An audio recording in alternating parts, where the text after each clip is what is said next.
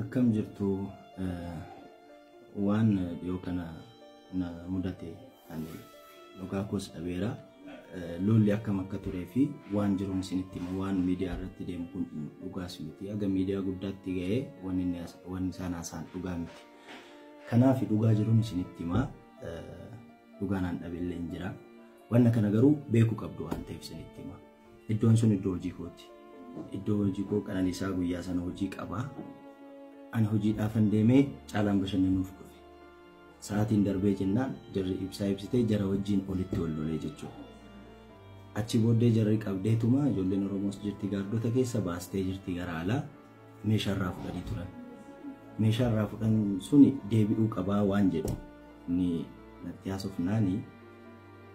ani meeshicha irraa fuusisee deebisiisee fi jechuudha irraa fuudhee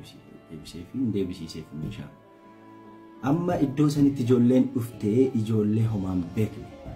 ijoollee iddoo biraatii dhuftee ijoolletti immoo nan beeka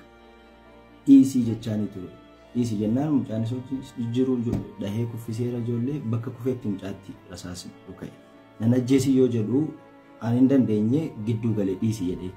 yoo gidduu galu jor jedhee nattis dhukaasee jechuudha gara koottis akkasi qabee dhukaase kanaafuu dhugaan jiru akkasi wanni tokkoyyuu hin jiru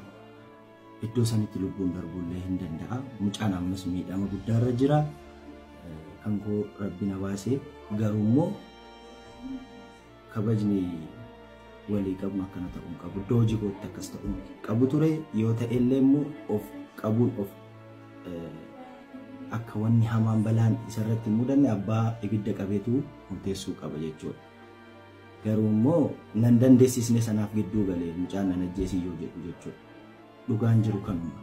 mucaan miidhamee jira anis immoo konarra darbeera miidhameera lama dhuka'ee tokko surree keessa darbee tokko immoo caafiirra na argatee jechuudha ani waan kana bal'isuun barbaanne wanni uumame akkasii kanaafi dhugaa kana baraa wanni kun akkasii jechuu kooti.